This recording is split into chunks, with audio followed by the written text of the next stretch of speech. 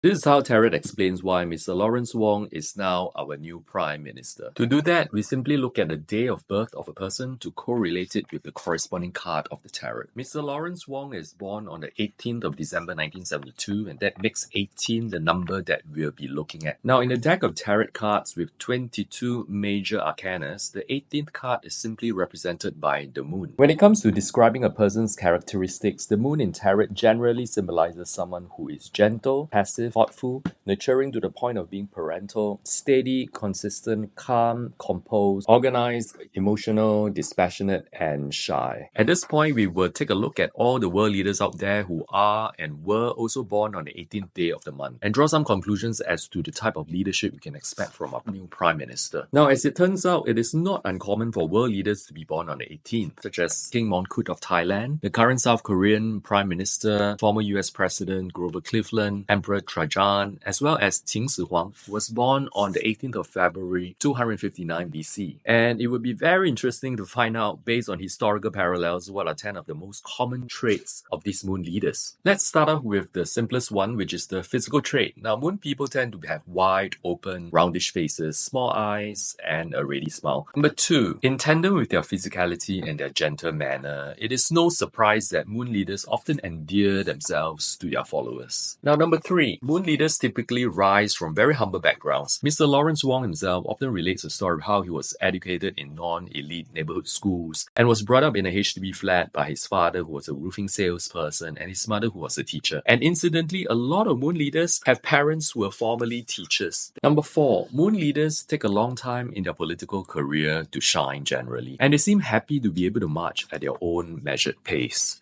Number 5, moon people tend to shy away from the limelight, and when they are given too much attention, they tend to feel uncomfortable. Thus, generally, they are not regarded as the most obvious choice to lead. Number 6, moon leadership tend to be non-confrontational, quiet, and diplomatic. They typically prefer the soft approach.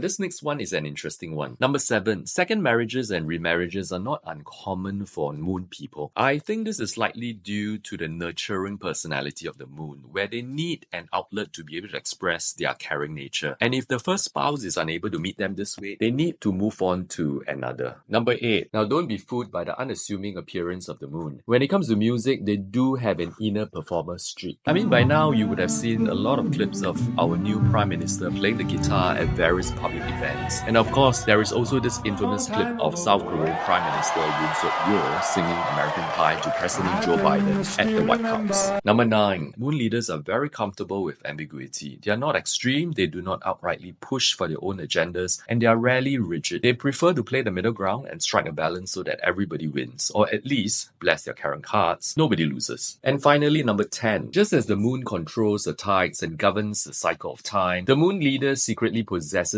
immense power, but just chooses not to show it off. So don't ever underestimate the moon. With their dispassionate and quiet nature, the moon can sometimes choose to be unreadable. Now, remember Qin Shi Huang, also born on the 18th of the month like Mr. Lawrence Wong? Well, besides being known for his military maneuvers and siege warfare techniques, Qin Shi Huang is also famous for keeping many secrets, even up to his grave, literally. Now, for centuries, his burial tomb was kept a secret until recent years. So as open and willing to engage and share as fully as he wants, I think our new Prime Minister still has the ability to surprise, even himself. Hey, but wait, you ask, but this video is about how Tarot explains why Mr. Lawrence Wong is our Prime Minister, not what kind of leader he is likely to be. So how does Tarot explain why? That's because we have not explained the rest of his birth date yet. Now, Mr. Lawrence Wong is born on the 18th of December 1972. If we convert his birth date to numerals and then add them all up, and then reduce the total sum of these numbers into a singular digit, it gives you the number 4. And in the Tarot system, the 4th card of the major arcana is actually